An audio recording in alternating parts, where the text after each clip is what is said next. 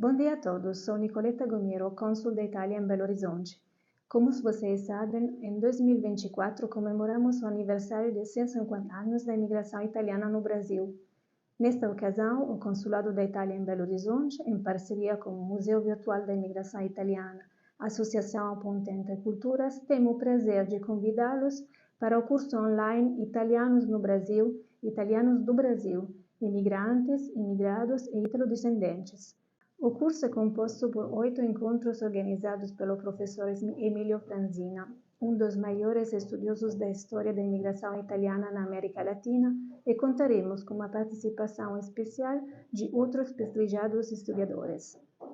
Nosso desejo é homenagear a todos os personagens dessa rica história que conecta a Itália com o Brasil, como uma iniciativa muito especial, oferecendo um importante estudo de aprofundamento que ficará disponível online e gratuitamente para todos que se interessam pelo tema.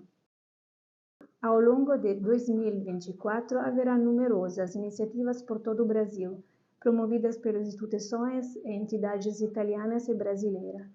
Para acompanhar a programação dos eventos, convidamos todos vocês para seguir nossas redes sociais. Para a aula inaugural do curso, escolhemos uma data especial, o dia 21 de fevereiro, dia em que no Brasil se celebra o Dia do Imigrante Italiano. E neste ano também a abertura das celebrações dos 150 anos da imigração italiana no Brasil. Agora tenho o prazer de passar a palavra para a primeira aula ao ilustríssimo professor Franzina, desejando a todos uma ótima aula. Bentrovati a tutti. Questo Sejam todos percorso che bem-vindos de iniziamo volta. oggi Esta viagem que estamos começando hoje é uma viagem pela história do Brasil e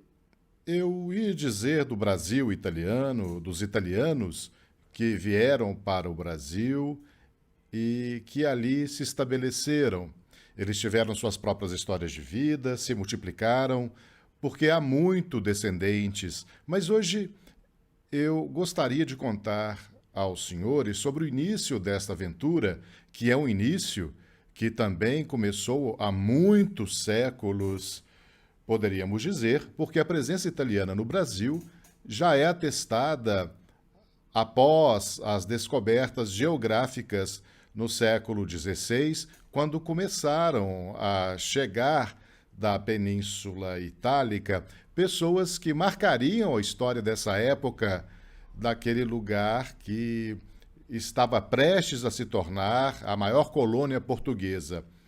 Há toscanos, romanos e italianos de outras partes que vêm para o Brasil e seus nomes de famílias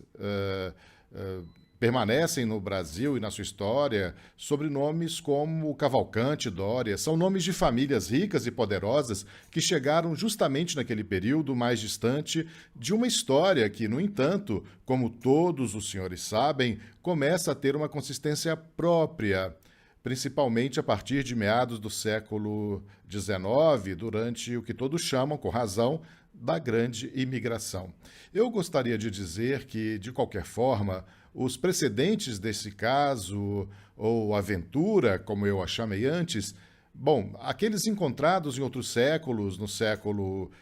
1600, no século de 1700, são modestos em escopo, em tamanho, mas importantes ou significativos para lembrar, por exemplo, que após a unificação entre a Espanha e Portugal, no final do século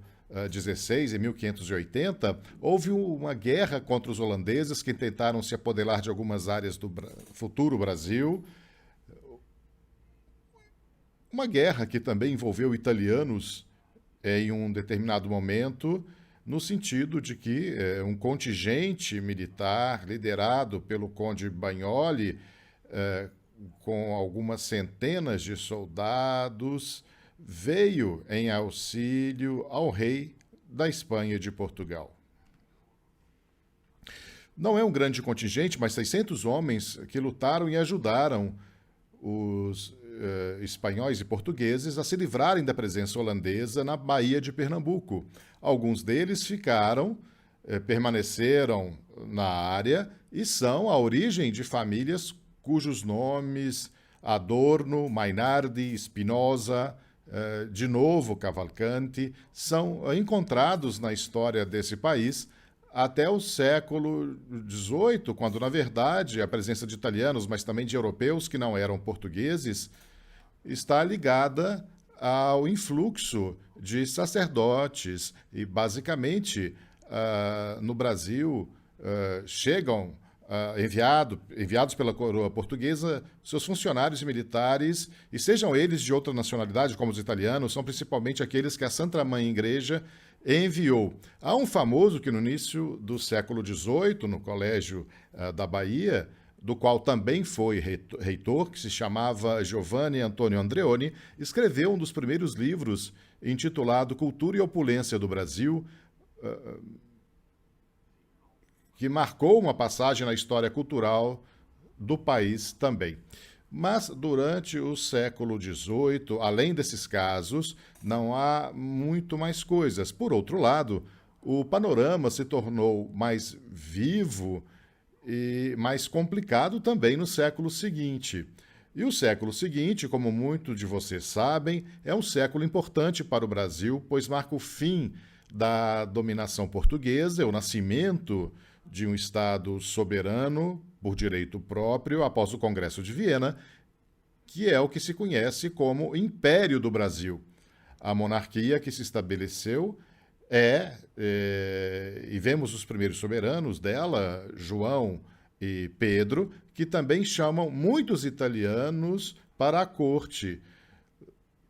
Não tão numerosos quanto acontecerá na grande migração, mas em números bastante significativos, e isso é uma presença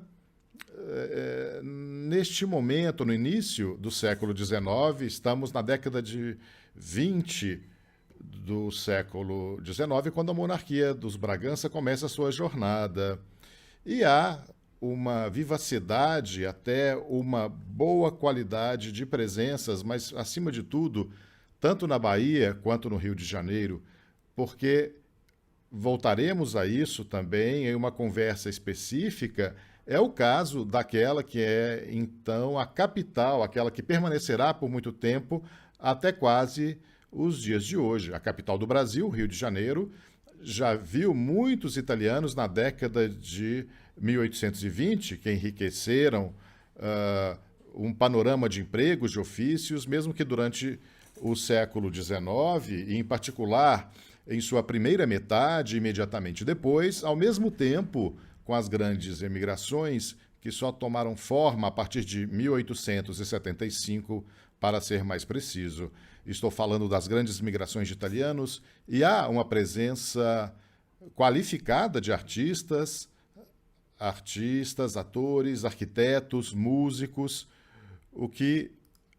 também representa alguma coisa a longo prazo para um tipo de relação que se estabelece entre a Itália e o Brasil.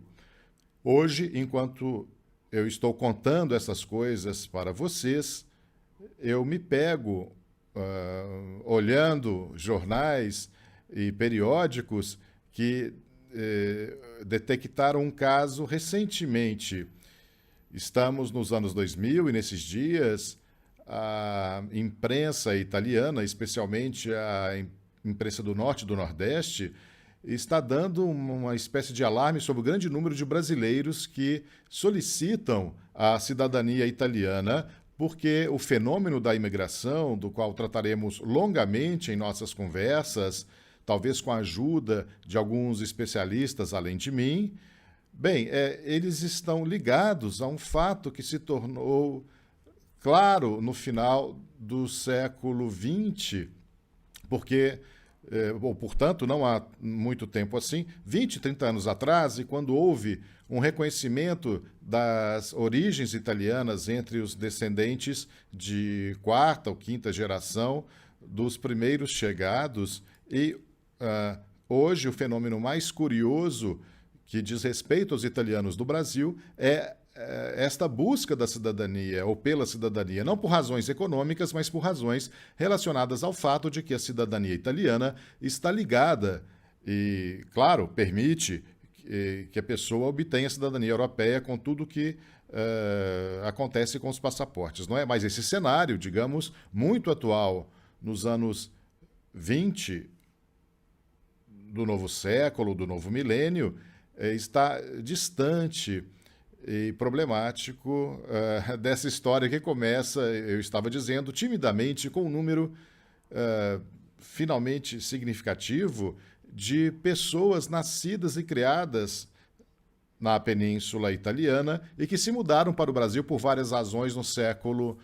XIX, nas décadas de 20 e 30 do século XIX, enquanto uma política específica do Brasil a favor da imigração e da colonização, porque no Brasil isso já havia começado. Na década de 20, as primeiras tentativas de estabelecer colônias, especialmente colônias agrícolas, em algumas partes daquele imenso país, convidando ou enviando outros camponeses, especialmente da área germanófica da Alemanha, diríamos, mas a situação na Europa era diferente naquela época. Bom, enquanto isso já estava acontecendo e ainda não havia sombra da colonização italiana,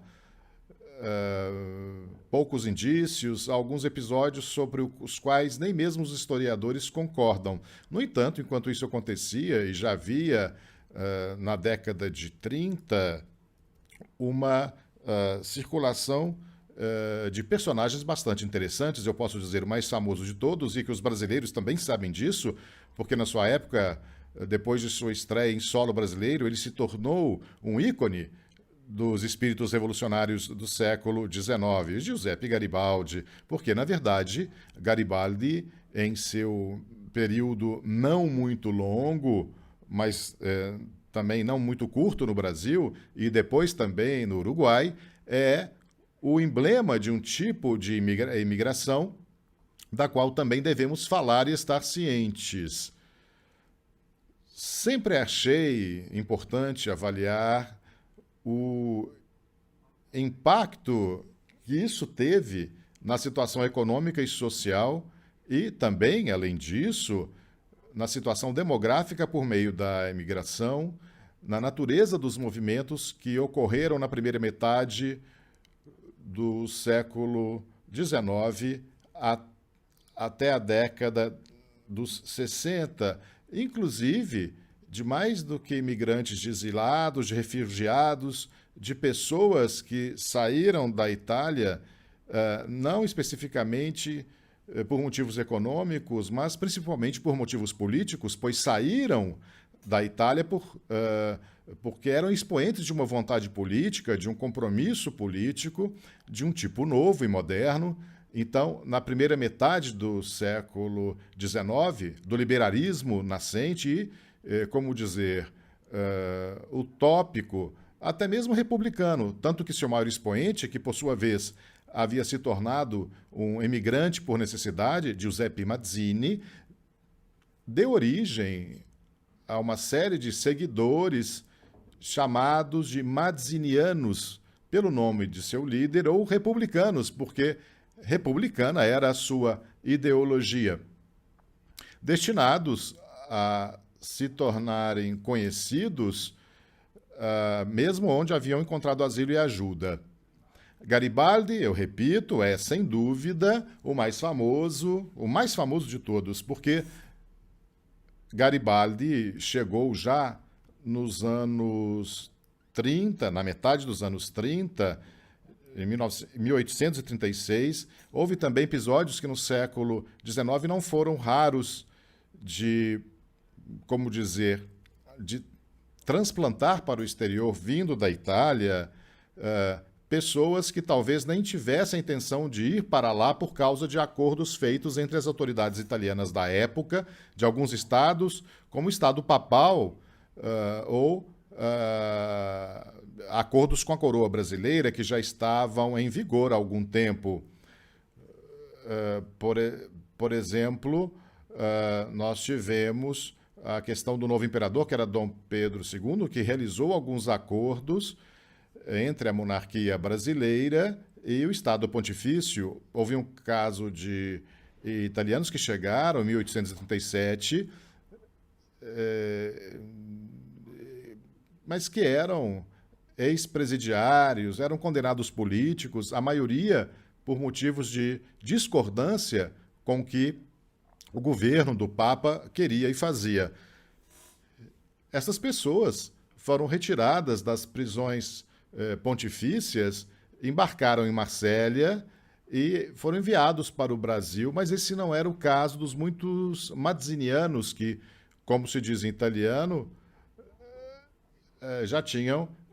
chegado ao Rio de Janeiro em particular, mas não só isso, e que seriam protagonistas juntos com Garibaldi de um capítulo interessante e lembrado por muitos, porque se sabe que Garibaldi, pessoalmente, e a sua primeira companheira, Anita, que era brasileira, era uma mulher de Santa Catarina, estiveram no centro de eventos políticos militares nas décadas de 30 e 40 do século XIX, bastante interessantes para a história do país, menos talvez para a história italiana, a não ser do ponto de vista das migrações políticas, mas, sem dúvida, com um impacto considerável no imaginário geral, porque mesmo no Brasil, a figura de Garibaldi e sua esposa Anita é uma, como dizer, é uma representação do tipo de relações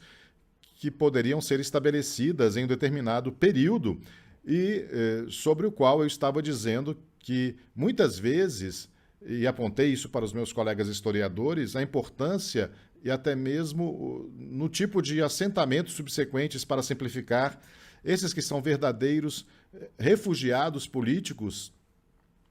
são exilados, mesmo antes de não serem imigrantes, mesmo que a vida deles, quando chegam nos primeiros dias, seja sempre a de imigrantes, ok? Bom, eles são a base de uma experiência que se desenvolverá mais tarde.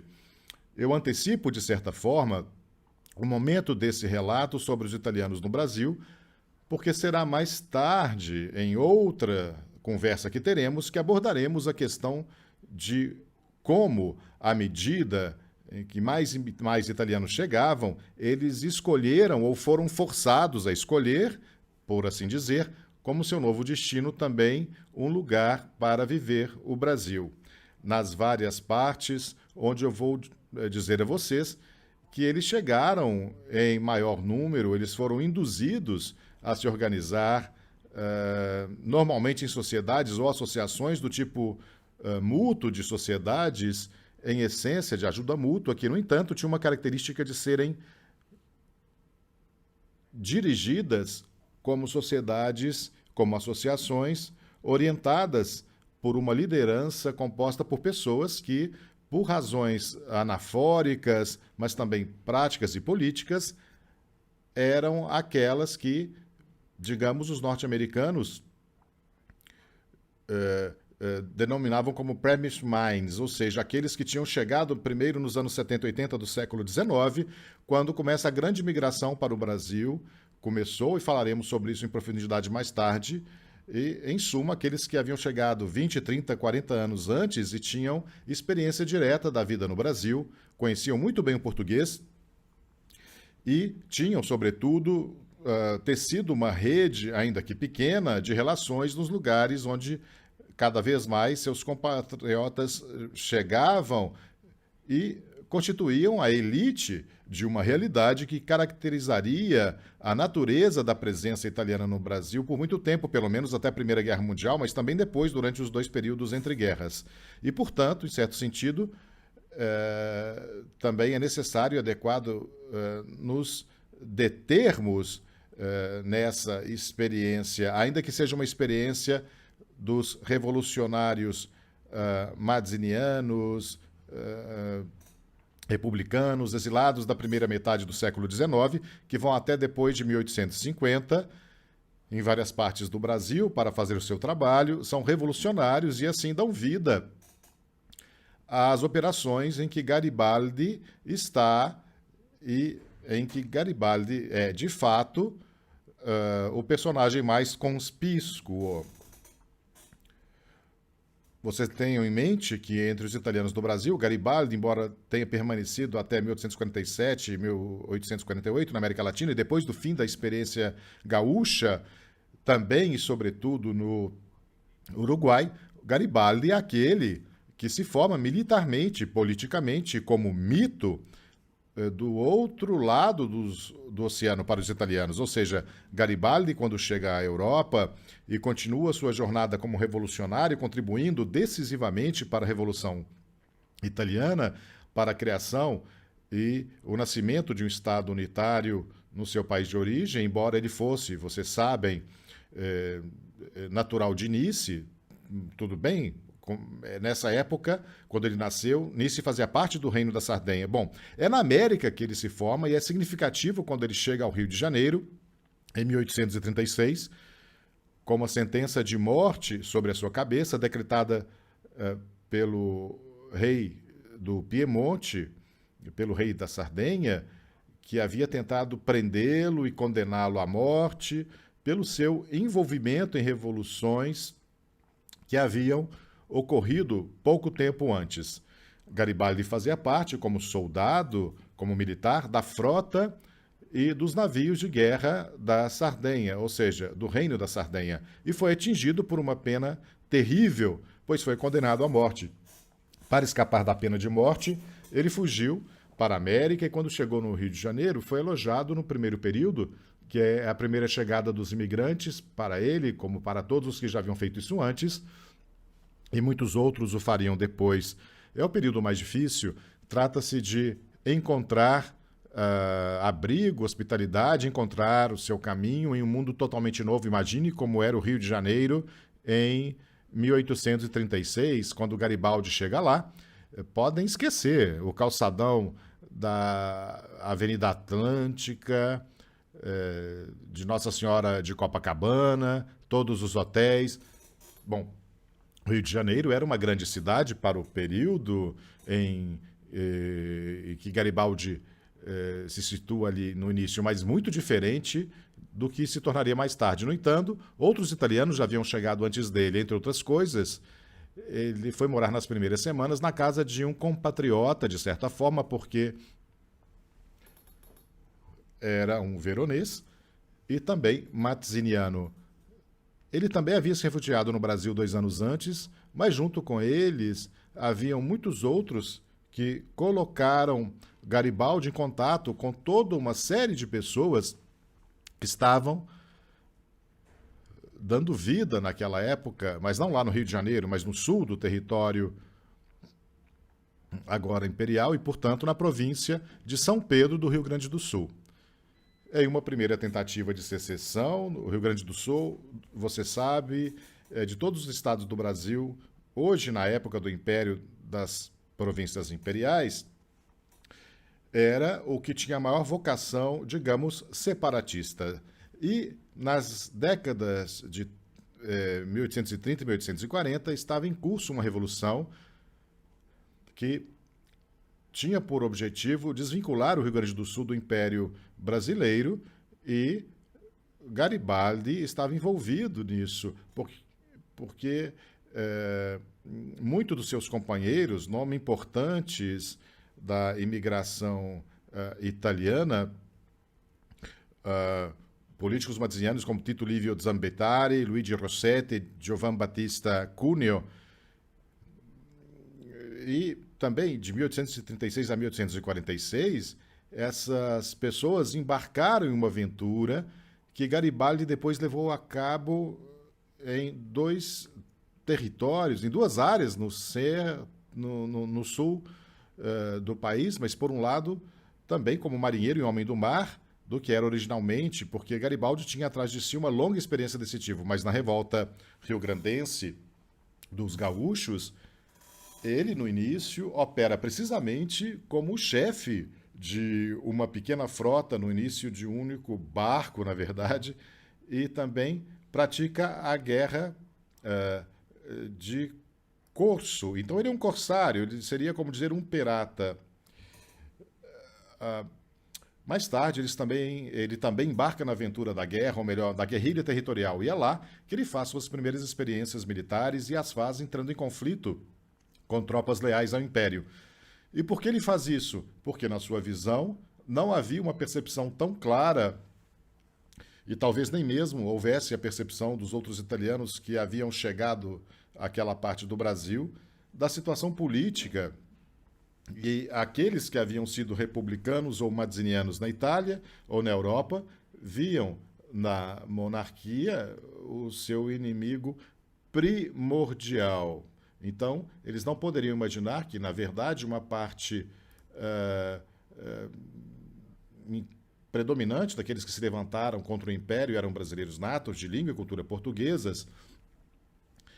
também eram homens de destaque na sociedade gaúcha da época. Bom, esses homens queriam se separar do Império, principalmente por razões econômicas, como costuma acontecer nos separatismos. E mesmo tendo se tornado um dos companheiros de armas de vários expoentes da Revolução Rio-Grandense, Bento Gonçalves e companhia, ele faz isso porque ele acreditava na República. Há passagens de suas memórias em que ele descreve os confrontos militares na década de 30, no Rio Grande do Sul, em que ele se retrata como um campeão do espírito republicano contra o Império. Posteriormente, na realidade, as coisas não foram assim. Ele e seus companheiros eram uma articulação americana ou brasileira da organização de Mazzini, Giovane Italia. E à medida que a Giovane Italia se infiltrava e entrava na guerra dos farrapos, por exemplo, e era assim chamada porque o termo ofensivo farrapos havia sido dado àqueles quando, na realidade, não eram todos os principais expoentes da Revolução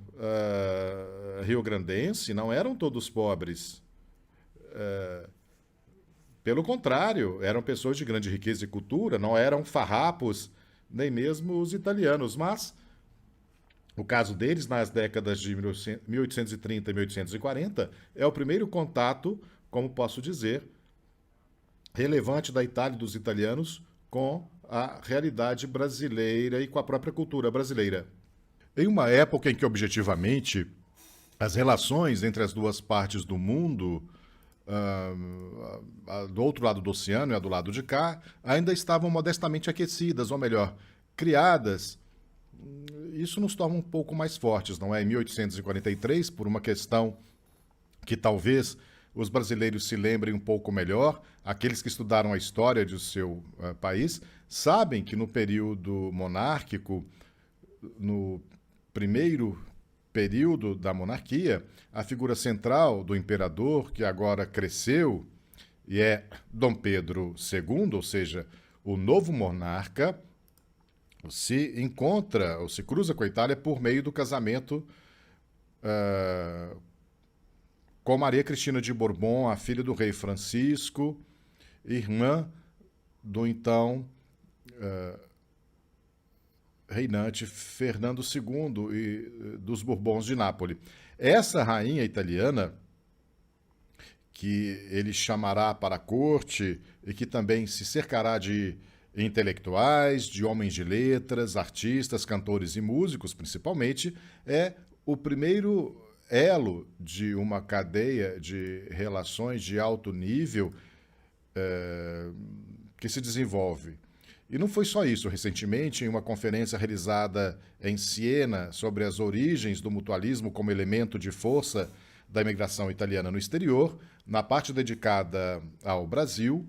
todos observavam que uma das primeiras sociedades de ajuda mútua fundadas por italianos na América é aquela do Rio de Janeiro, desejada por esta soberana, essa rainha, por Maria Teresa Cristina de Bourbon. Estamos em um período em que a presença italiana, embora ainda não tão importante como se tornará após o início da grande migração, já tem uma conotação bastante ligada ao componente intelectual e também ligada à presença diferenciada de trabalhadores e artesãos que, na verdade, iniciaram uma jornada que então é a jornada de todos, porque a história da imigração é válida para o Brasil, também para outros países, tanto americanos quanto europeus. A imigração tem regras fixas, é um fenômeno que, entretanto, não é novo, não é uma novidade. Eu enfatizo muito isso, e também no que diz respeito às relações entre a Itália e o Brasil, não é o caso de esquecer que muitos daqueles que chegam ao Brasil como imigrantes, muitas vezes já tinham sido imigrantes na sua própria casa. A história da imigração italiana, e eu abro aqui não exatamente um parêntese, mas um parágrafo de uma narrativa que me exige isso. Bom, em soma, eles tiveram inúmeras e fortes experiências de movimento, deslocamento e mobilidade territorial, e geralmente de forma interregional, diríamos, levando em conta, no entanto, o fato de que na época da Era Moderna e também na primeira metade do século XIX, não é que haviam regiões, haviam estados que tinham todas as suas próprias características e, portanto, se alguém nascesse na terra dominada, por exemplo, da Sereníssima, da República de Veneza, que era uma república que se estendia da Lombardia, Bérgamo e Brescia até Ístria, Dalmácia e assim por diante. Quando a pessoa se mudava por motivos de trabalho para uma outra parte da Itália, como Piemonte, ou mesmo apenas ali nos domínios pontifícios, na Emília, onde o poder político era do Papa, ou ainda mais no sul do país, o futuro país unido, que só seria unido depois de 1861, a pessoa praticava uma imigração que hoje poderia ser chamada de migração interna. Mas veja você, a história da imigração para o Brasil é bastante longa, condicionada no início pelo fato de que aqueles, ou parte daqueles, melhor dizendo, que chegaram ao país nos anos da Grande Migração, portanto, entre 1875 e pelo menos a eclosão da Primeira Guerra Mundial, tinham em suas famílias e até na história dos lugares onde nasceram experiências múltiplas, prolongadas e diversas de deslocamentos e de movimentos migratórios que os historiadores definem como temporárias, mesmo que não seja a duração do tempo que seja importante considerar. Porque esse fenômeno da chamada imigração temporária tem sido atestado desde a Idade Média. Na verdade, é algo que talvez surpreenda, mas não deveria surpreender. E eu estou dizendo isso a vocês de um lugar que vivenciou isso durante muito tempo. Neste momento, estou no Planalto dos 7 municípios, o Planalto de Asiago, que era originalmente de língua alemã, pois até 50 ou 60 anos atrás, o dialeto falado nessas terras ao redor da cidade principal, que é Asiago, era, na verdade, um dialeto alemão, provavelmente de origem bávara, e os habitantes dessas terras se chamavam timbre. É fato que eles também foram muitas vezes induzidos e forçados a emigrar e vivenciaram a imigração para partes da Europa. Os mais próximos a eles eram a Alemanha e a Áustria, então, sob o domínio dos Habsburgos. Mas não foi só isso, pessoal. Em todos os lugares, os piemonteses estavam acostumados a emigrar para a França, ou como os lombardos, que também foram para a França, para a Suíça, e houve uma grande rotatividade, podemos dizer assim, migratória entre o final do século XVIII e a primeira metade do século XIX. Em certas áreas, por exemplo, no domínio veneziano, na terra natal de Friuli, que também incluía partes de Cárnia, a imigração era praticamente o pão de cada dia dos habitantes. Nem todos aqueles que haviam passado pela experiência da imigração temporária na Europa se mudavam para o Brasil ou para outras partes do Novo Mundo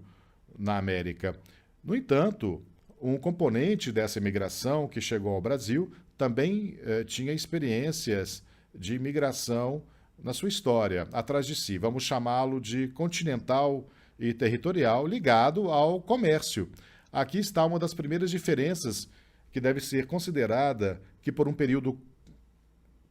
consideravelmente extenso, ou seja, entre 1875 e pelo menos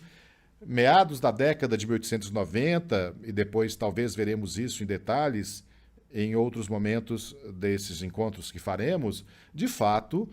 há uma presença de italianos no Brasil nessa época ligada a essa cultura da imigração em que o comércio prevalecia na Europa e, em vez disso, no Brasil, pelo tipo de, como podemos dizer, atração exercida pelo Brasil e, em substância, também promovida pelas autoridades brasileiras, pelo governo brasileiro, por meio de ofertas de terras a serem resgatadas, foi mais fácil para os camponeses e fazendeiros chegarem e também artesãos e trabalhadores. Esse componente de artesãos e trabalhadores foi muito, muito menor, embora ainda fosse um componente significativo e relevante nos deslocamentos e movimentos que ocorreram nos locais de origem daqueles que vieram para o Brasil nas suas próprias origens, particularmente no nordeste da Península Itálica, no Vêneto, mas também no norte da Itália, na Pianura Padana, no Vale do Pó, antes que o componente sulista começasse a se deslocar mais. Em suma, houve experiências de deslocamento ligadas a atividades profissionais, a ofícios, a empregos. Os historiadores têm estudado todas essas coisas e viram que, de fato, um componente mínimo desse tipo de deslocamento também pode ter influenciado o que mais tarde seria a experiência brasileira em geral, mas, na verdade, se você observar bem, verá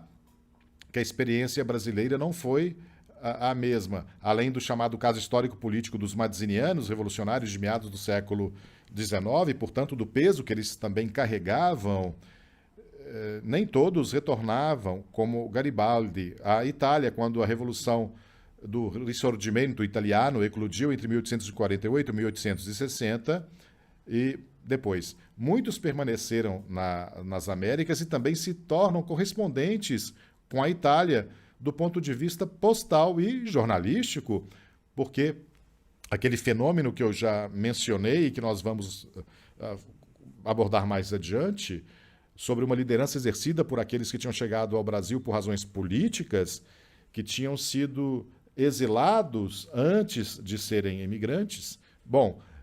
também se reflete no fato de que, além de ter um papel de guia e de orientação sobre as comunidades que estavam se formando no Brasil no final do século XIX, bom, eles tinham uma ligação com a Itália.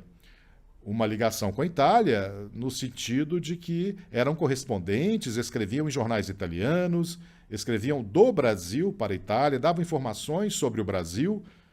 para os italianos, que eram, obviamente, aquela parte culta da opinião pública nacional que, embora não se interessasse primordialmente por esses acontecimentos, prestava, sim, alguma atenção à trama dos casos internacionais. Não é por acaso que um dos companheiros de luta de Luigi Rossetti e de Garibaldi, Giovan Battista Cuneo, que foi um dos mais importantes expoentes da cultura mazziniana e, quando voltou para a Itália, tornou-se o ponto de referência nas relações entre a Itália e o Brasil, entre a Itália e a Argentina, entre a Itália e o Uruguai. Ele tinha relações estreitas com os líderes políticos da Revolução Nacional, que acabara de terminar e que projetou seus líderes até mesmo a certos níveis do parlamento.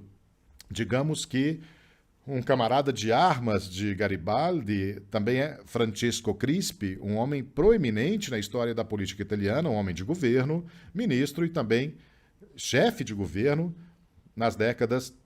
de 80 e 90 do século XIX, e esses aqui, eu dei o exemplo de Giovan Battista Cuneo e Francesco Crispi, e esses que têm relações com o Brasil, projetam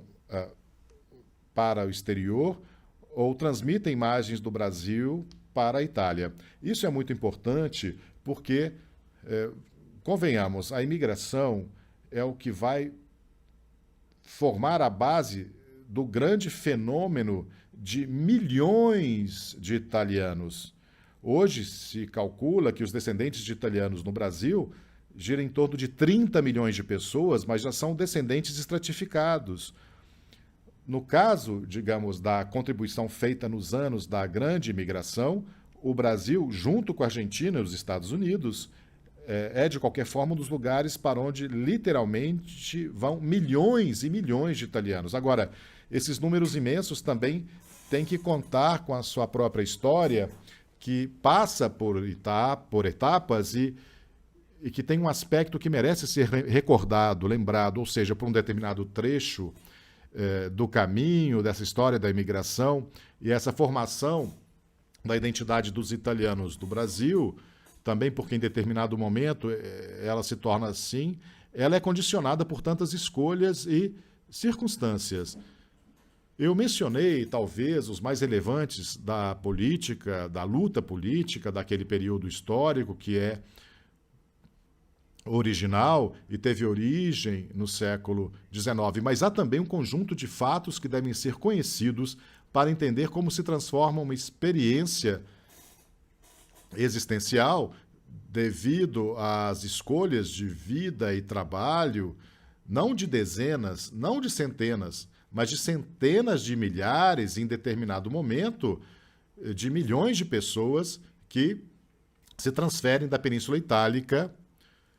justamente para o caso que nós estamos estudando no Brasil. É necessário considerar o todo, e o todo exige também que digamos, nesse ponto, que, objetivamente, o fenômeno demográfico e socioeconômico da imigração para o Brasil é, em grande parte, um capítulo da história demográfica e socioeconômica da Itália, enquanto durar a grande imigração. As primeiras ondas, entre 1875, quando literalmente começa, podemos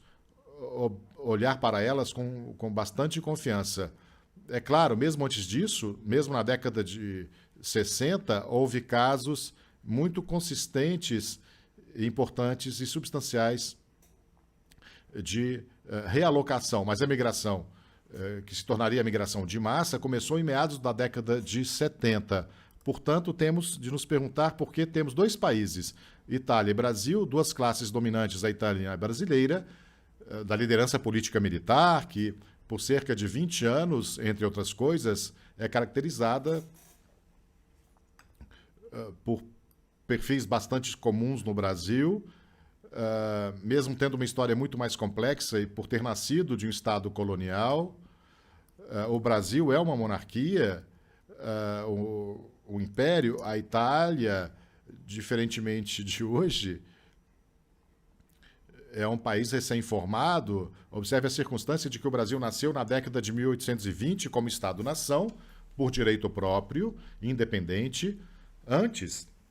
40 anos antes do que aconteceu com a Itália. A Itália não é o país ou Estado-nação mais antigo dos dois. O Brasil, que é mais antigo, mas a Itália, quando se formou como Estado-nação, nasceu como uma monarquia. Dito tudo isso, o fenômeno da imigração não teve nada a ver, em primeiro lugar,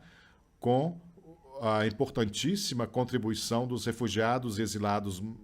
de Mazzini. Não nasceu como uma questão ligada aos altos e baixos políticos dos dois países, mas nasceu, sim, como o encontro de duas necessidades, a necessidade, por um lado, das condições econômicas muito precárias e difíceis da agricultura italiana, principalmente, que era a base fundamental até o final do século XIX da vida econômica do país, e as necessidades do Brasil. O Brasil também precisava de braços, não é que faltasse a doutrina, que depois seria da cultura argentina e uruguaia, que era aquela questão de popular para governar, governar para popular, ou seja, governar significa popular, sim, mas o Brasil, objetivamente, tinha uma carência, digamos assim, de população, dado o tamanho e as suas dimensões, a enorme dimensão do seu território, é uma das razões pelas quais se promoveu a imigração, mas a outra também está ligada a uma necessidade não só estritamente de ampliar a base populacional, mas também de criar uma realidade que visasse reequilibrar o próprio legado da dominação colonial portuguesa. Porque o Brasil é um país que, quando se consolida como Estado-nação, como monarquia, sob o Império, tem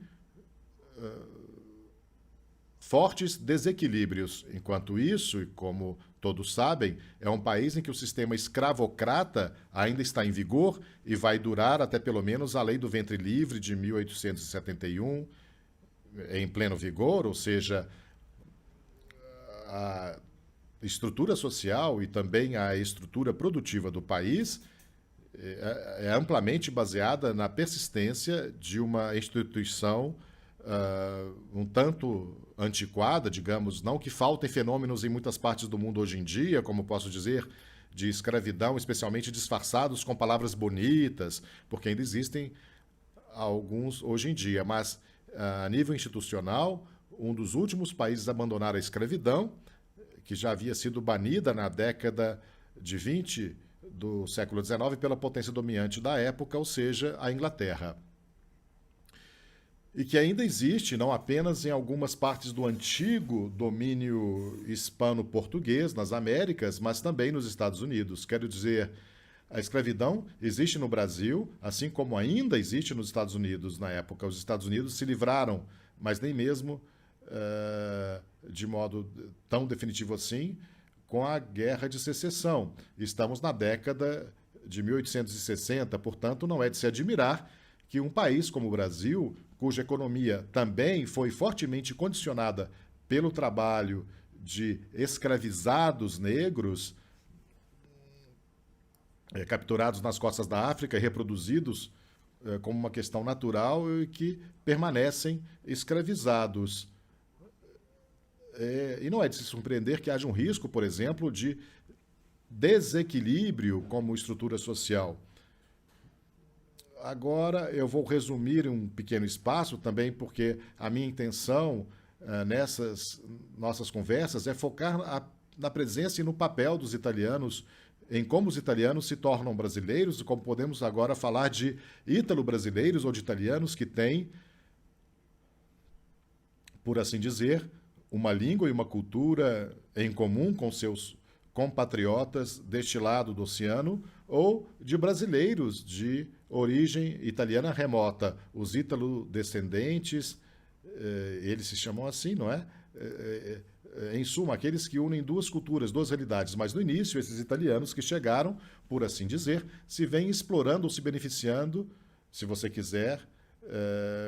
Isso é uma contradição que o Império, a política do Império de Dom Pedro II, de acordo com os seus ministros, estava canalizando em uma direção precisa. Eu acredito que o processo de colonização agrária, ou seja, a ideia de trazer de fora, particularmente da Itália, mas não apenas da Itália, também de muitas outras regiões europeias, e veremos mais tarde como há também essa competição. Mas vamos chamá-la de competição étnico-nacional. O Brasil, no início, como outros países, como a própria Argentina, não é que pretenda muito ter uma imigração principalmente italiana. Na verdade, no início, como eu mencionei anteriormente, falando sobre os primeiros episódios da década de 1820, por um certo período, bem antes da chegada dos italianos, chegam os alemães. E isso por muitas outras razões, porque no Brasil a experiência norte-americana também é tomada como modelo, o modelo ao qual todos os países observam. Então, toda a América do Sul, basicamente, pertenceu originalmente à Espanha ou a Portugal, incluindo aqueles da América Central, e tem diante dos seus olhos um mito, e mesmo em meados do século XIX, não é tão relevante ou intrusivo ou invasivo como será então, e ainda os Estados Unidos, mas em resumo, os Estados Unidos são o modelo, e o modelo norte-americano tinha exatamente isso, ligado a uma cultura que eles também, não somente yankee, mas muito puritana, muito ligada à sua história, que estava ligada a uma imigração das ilhas britânicas do Reino Unido, do futuro Reino Unido, do reino da Inglaterra, de puritanos, de protestantes, que, no entanto, tinham plantado suas raízes e trazido a sua cultura, mas que em determinado momento tinham usado dois modelos nessa imigração. Um que agiu contra as populações originárias, exterminando-as, um modelo também seguido, aliás, em grande parte pelo Brasil e também pela Argentina. Os bandeirantes não são uma invenção do século XIX. Eles já estavam lá nos séculos XVII, XVIII, e os bandeirantes, principalmente os paulistas, digamos, que em termos de comportamento não eram menos apressados em comparação com o que eram ao que acontecia, por exemplo, no faroeste americano, os colonizadores europeus que estavam destinados a ocupar as terras, ou na época anteriormente habitadas pelos povos indígenas, pelos peles vermelhas, os índios do faroeste, não é? Esse é o modelo que eles têm diante dos olhos. Esqueçam a cinematografia, pessoal, mas basicamente, mesmo com análise histórica, vemos a imagem de uma realidade que dura, repito, até os anos 60 do século XIX, em que o país mais poderoso da Terra, ainda em parte, pelo menos agora, existem o BRICS, mas, em suma, os Estados Unidos se baseia em duas realidades fortes. Uma que seria mais atenuada, mas apenas atenuada, na verdade, entre 1861 e depois de 1865, ambas após o fim da Guerra de Secessão, dos confrontos entre nortistas e sulistas, e a outra, que era a escravidão, e também a renúncia, a redenção da terra, como modelo de colonização agrária que o Brasil faz seu. Ou seja, o Brasil, não só o Brasil, mas também a Argentina, mas o Brasil mais do que a Argentina, porque nos anos 50 e 60 do século XIX, isso começou a ser entendido, digamos, dentro do governo brasileiro da época, havia pessoas de cultura notável. O próprio imperador era um personagem. Eu trabalhei muito tempo no passado nos arquivos imperiais de Petrópolis, que era a residência de verão que Dom Pedro tinha mandado construir nas montanhas do Rio de Janeiro, a uma altura de mais de 1.000 metros de altitude. Bom, Petrópolis foi um lugar onde o início da presença europeia, ou seja, não havia brasileiros em Petrópolis. Havia a Mata Virgem e havia os imigrantes alemães. Ainda hoje em Petrópolis, eles fazem a Oktoberfest em julho, aliás, em memória de todas as suas ruas, os seus bairros. Bom, eles lembram esses nomes porque todas elas têm os nomes das regiões, das partes da Alemanha, de onde vieram os primeiros colonizadores. Se não me falha a memória, em 1846 e 47 chegaram os primeiros imigrantes alemães ali. Depois chegaram muitos italianos, entre outros, também meus parentes, porque eu ainda sou, bom, meu último parente familiar, que também teve na segunda metade do século XX, múltiplas presenças em São Paulo, no Rio Grande do Sul também, mas no Rio de Janeiro, inclusive. E aqui está a última parente que eu tenho, uma prima que eu espero que possa me assistir nessas nossas conversas. Bom, espero enviar o link certo para ela. Bom, eu costumava vir nos anos 80, consultar o Arquivo Imperial de Petrópolis, todos os papéis que me faziam perceber, já naquela época, não só a configuração particular de Dom Pedro II, que se gabava de ser um intelectual, um homem de letras e mantinha correspondência com grandes escritores europeus. Eu, aliás, que não sabia que alguém já tinha feito isso, transcrevi à mão todas as cartas que Alessandro Manzoni lhe escrevera e que ele também havia escrito para Alessandro Manzoni, porque Dom Pedro II falava, além do fato de ter uma esposa napolitana e também ser fluente italiano, ele falava muito bem, mas de qualquer forma, voltemos ao nosso tópico, que é muito mais importante. No decorrer dessa exposição, vocês poderão ver claramente que a opção feita entre as décadas de 50 e 60 de imitar os Estados Unidos e de dar vida às colônias agrícolas também no Brasil, colocando à disposição, resgatando terras e atraindo trabalhadores da Europa e de famílias, mas não trabalhadores genéricos, tá? Pessoas que tinham que chegar, desmembrar, desmatar, construir novas realidades, fazer casas e dar vida, como mais tarde objetivamente aconteceria, a novas realidades demográficas, urbanas. Eles deveriam fazer o país crescer. Note que eu estou falando dos anos 50 e 60 e até dos anos 70 do século XIX, que além das grandes cidades litorâneas, aquelas que tinham dominado a vida política do Brasil, mesmo na época colonial, portanto, toda a série de cidades litorâneas, não só Salvador, mas também as outras cidades importantes, por exemplo, Recife, Maceió, etc., e a própria Rio de Janeiro, tinha uma consistência demográfica, digamos, decente, decorosa, não eram metrópoles intensissimamente povoadas, mas eram cidades, Rio e Salvador em particular, Andreoni, o jesuíta que eu mencionava a vocês, que dirigia o internato do Colégio de Salvador, na Bahia, no século XIX, um jesuíta, ele faz um tratado e fala para uma comunidade de até dezenas ou centenas de milhares de pessoas. Mas em outros lugares, pensem bem, São Paulo, nesses anos aqui, 50, 60, era um lugar onde não havia mais do que 30, 40 mil habitantes. Para se pensar na São Paulo dos anos 70, do século XIX, com um número tão pequeno de pessoas vivendo lá, mas especialmente nas cidades do interior, ou seja, as outras cidades paulistas, ou a mesma situação em Minas, Minas Gerais, além do fato de que ainda não existia Belo Horizonte, que nasceu, como vocês sabem, mais tarde, mas mesmo lá, as cidades importantes como Juiz de Fora e outras tinham populações muito pequenas. E quando a política de assentamento de colonos europeus começou, o Império foi orientado e não foram somente os brasileiros que fizeram essa escolha, também na Argentina havia essa tentação de favorecer uma imigração norte-europeia, composta de norte-europeus, atraindo também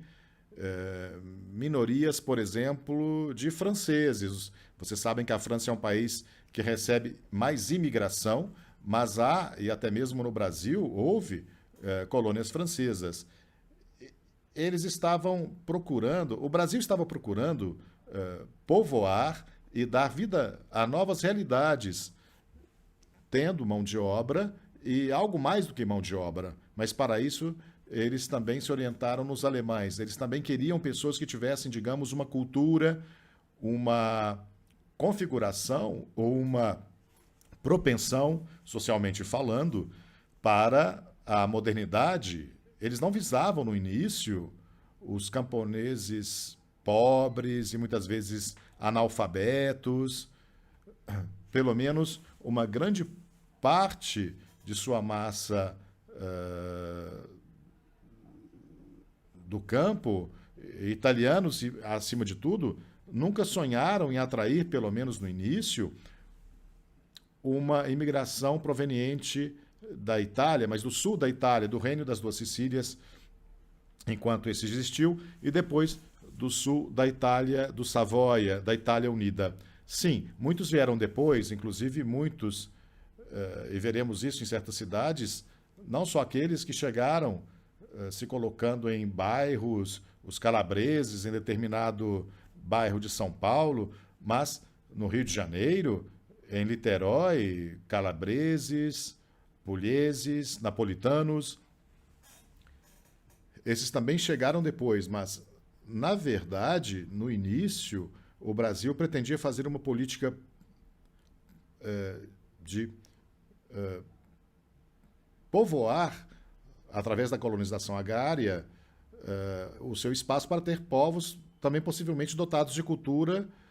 de confiança, digamos assim. E faz isso tentando atrair imigrantes do norte da Europa, especialmente da Alemanha, e não consegue mais manter esse relacionamento porque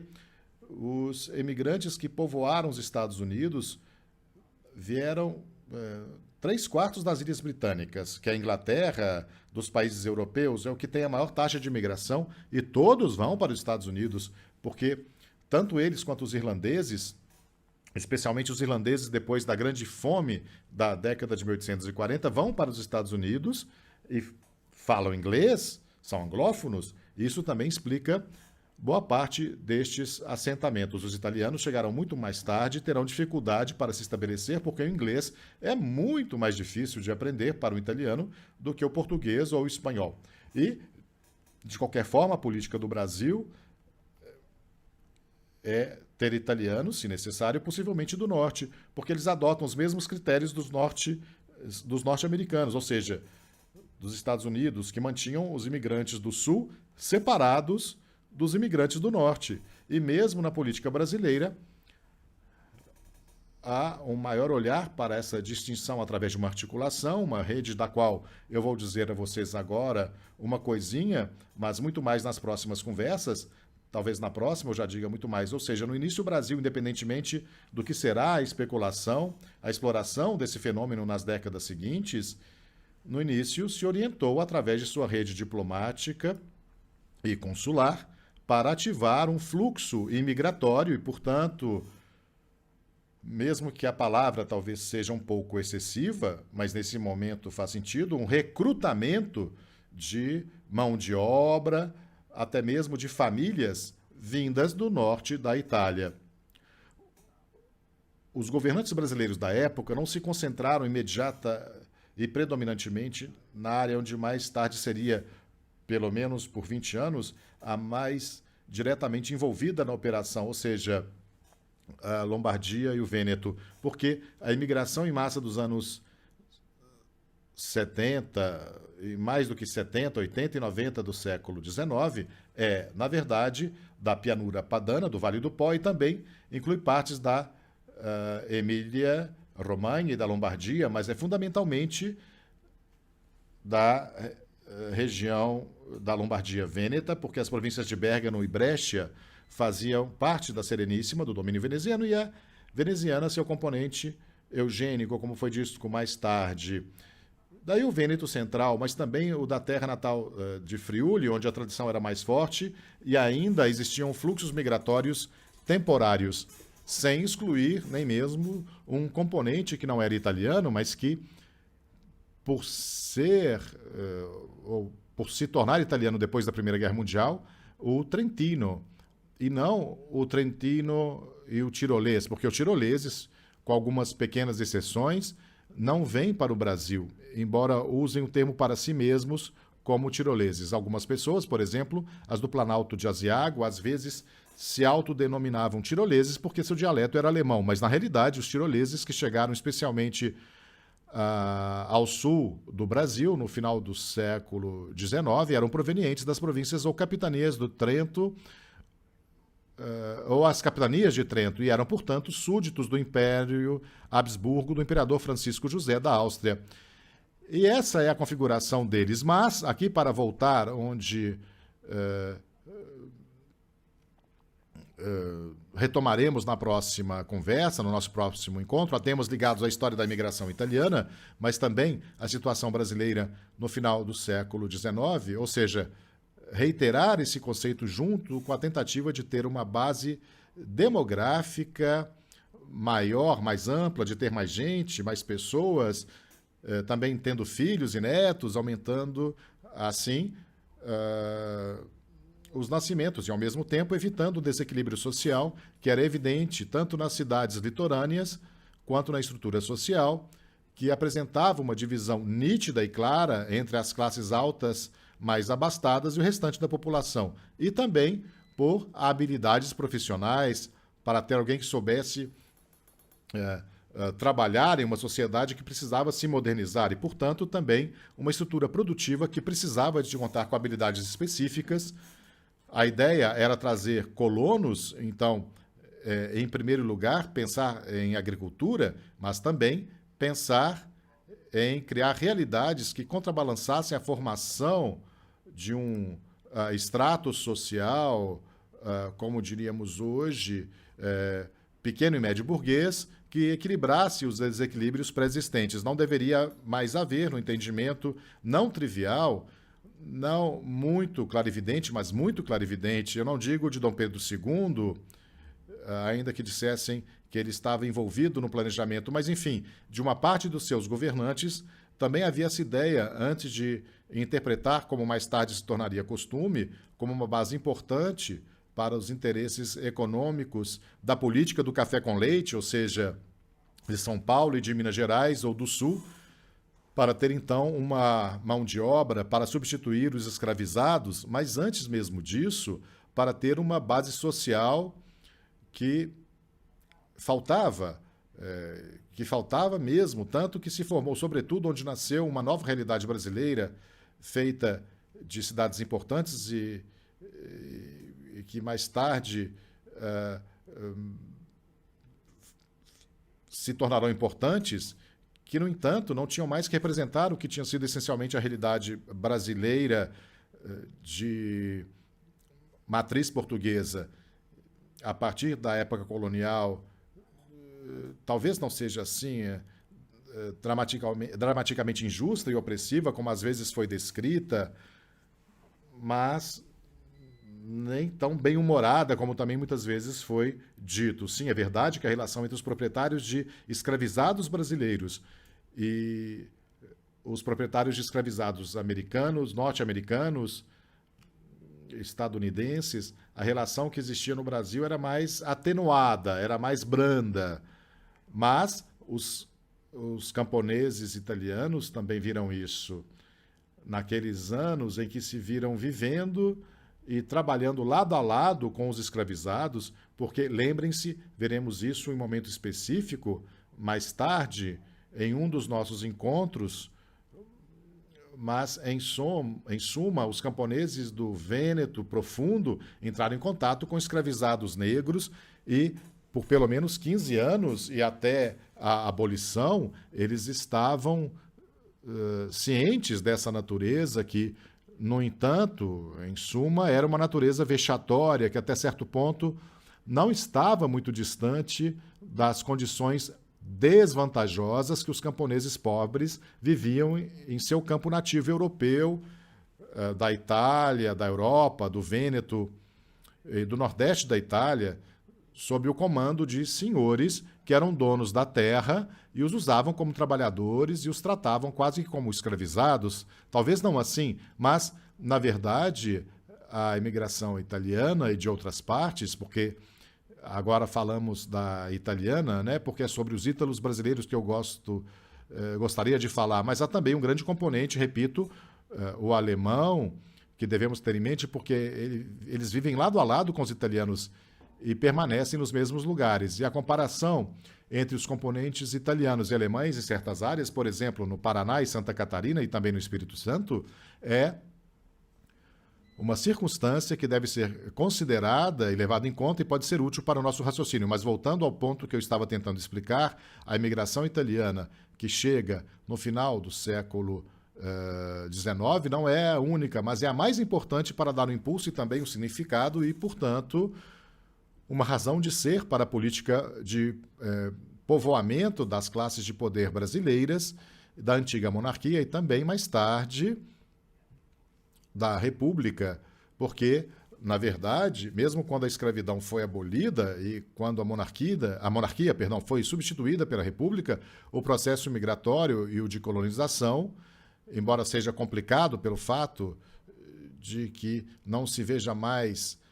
somente com a chegada dos camponeses destinados a permanecer no campo, mas também com as pessoas que precisam trabalhar nas fábricas, porque em São Paulo, por exemplo, sobre o que eu estava falando anteriormente, na década dos anos 60, tinha apenas algumas dezenas de milhares de habitantes. No final do século XIX já tinha centenas de milhares de habitantes. Então, na virada do novo século, começou a se aproximar de meio limão, acima de meio milhão, e se tornou a maior cidade italiana no mundo, juntamente com Nova York, em números de habitantes com língua e cultura italiana. Mas esse processo é mais tardio na estrutura, nos primeiros 20 anos, eu diria, entre meados da década de 70 até o final do século XIX, o sucesso de um projeto concebido nas salas e nos corredores da monarquia, portanto, por governantes que mais tarde seriam parcialmente suplantados e substituídos por uma classe dominante autodenominada jacobina, que na verdade não era jacobina coisa nenhuma. Bom, eles aceitam esse modelo, eles gostariam de ter mais imigrantes europeus, estão satisfeitos com a ausência de alemães e italianos, e como precisam escolher, eles podem escolher entre o contingente italiano. Então, eles tentam por muito tempo privilegiar o componente do norte, mas também fazem para dar vida não somente a um novo momento ou aspecto da modernização e da urbanização, mas também da estrutura social, para que possa surgir uma classe média e até uma pequena burguesia de ofícios, de profissões, que não existia no Brasil antes da grande imigração. E, sob esse ponto de vista, podemos dizer que a contribuição da Itália e dos italianos para a transformação e o crescimento do Brasil, como mencionado, sumariamente, como parte introdutória de um percurso que percorreremos juntos, mesmo nos próximos encontros, talvez com a ajuda de estudiosos e especialistas que são muito experientes nesses eventos, é a base sobre a qual também devemos enxertar narrativas mais direcionadas que tenham a ver, por exemplo, com problemas que já surgiram no Brasil no final do século XIX. Não há como esconder o fato de que existe também uma forma de racismo substancial contra os italianos. Durante um certo período, mesmo no Brasil, os italianos foram submetidos a um tipo de tratamento, a maus tratos, que seria a palavra mais correta, que há muito tempo sofriam na América do Norte, nos Estados Unidos. É verdade, nos Estados Unidos houve até episódios sangrentos, mas não exatamente o pogroms, tá? Que é uma palavra, não é uma palavra adequada, mas linchamentos, assassinatos em grupos de italianos com base em uma interpretação racista de sua presença no país. E isso nos Estados Unidos. Nos Estados Unidos, especialmente nos estados do sul da República Norte-Americana. No Brasil, há muitos casos de racismo, entre outras coisas, às vezes de um racismo anti-italiano, no qual o italiano, e vocês sabem que poderiam receber vários apelidos. No Brasil, o mais famoso foi o de Carcamano. O italiano Carcamano foi criado, entre aspas, sobre a figura do comerciante, especialmente de frutas e verduras, que no mercado coloca a mão na balança para alterar o peso dos produtos. E dá também uma série de anedotas, de casos, mas também na história, de qualquer forma, até mesmo das próprias relações entre os imigrantes italianos e a população afrodescendente brasileira emancipada. Os italianos, em parte, e como veremos no devido tempo, apoiaram o movimento abolicionista, estiveram do lado da abolição da escravatura, portanto, desempenharam um papel positivo. Mas houve casos em que os italianos foram discriminados pelos próprios habitantes das cidades onde moravam ou dos lugares que eles fundaram, que, como podemos dizer, foram atingidos com insultos étnicos, digamos, infames. Em São Paulo, eles foram resgatados, e falaremos também sobre literatura e a cultura brasileira nas décadas dos anos 10 e 20, com essa imagem do italiano que é naquela época muito bonita. No entanto, esses dados também não devem ser esquecidos. E isso é como uma premissa para um discurso e uma consideração que pode ser feita sobre a experiência italiana de modo geral, que foi muito variada e impressionante em números. Mas os números eu darei a vocês, ou seja, os números e seu espaço serão mencionados nas próximas conversas. Abordaremos também a distribuição, a origem e a própria natureza das colônias italianas no Brasil no final do século XIX e no início do século XX, e a sua evolução, que é um estudo de caso não menos importante. E em um período posterior, aquele período da Grande Guerra, entre as duas guerras e o pós-Segunda Guerra Mundial. E todos eles são momentos importantes em uma história que começou pouco depois da metade do século XIX, com a imigração de massa, e que já dura mais de 150 anos. Uma história que também tem a sua própria história. Para dizer assim, para usar uma terminologia um tanto abusada, que suas raízes também estão em eventos e grupos identificáveis, dentre os quais o Vêneto. Perguntará não apenas por que sou vêneto, mas por que foi assim. Uma presença mais compacta, mais uniforme destes imigrantes que chegavam do nordeste da Península Italiana, que chegavam do Vêneto, que chegavam também do Trentino, que chegavam em menor escala do Friuli ou das terras de domínio veneziano, da Ístria, da Dalmácia, de tal forma que, quando se estabeleceram em áreas que haviam sido, em grande parte, despovoadas, ou até mesmo não existiam como lugares habitados ou centros urbanos civilizados até sua chegada,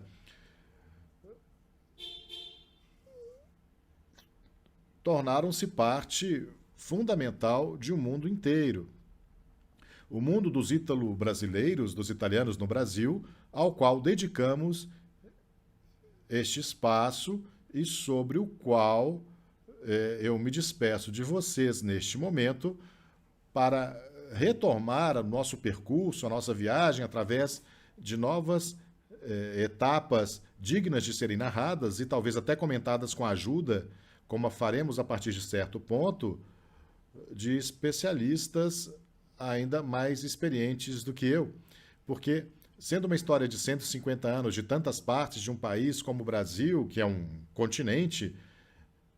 na verdade, é importante ter a contribuição de pessoas que estudaram especificamente uma casuística muito ampla e diferenciada, porque uma coisa são os italianos do sul do Brasil, outra coisa são os italianos da Bahia, os italianos do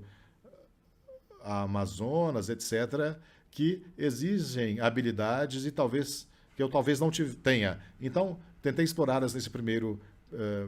percurso, e aqui eu me despeço dos senhores, de vocês, e eu aguardo vocês no nosso próximo encontro. Até a próxima, pessoal.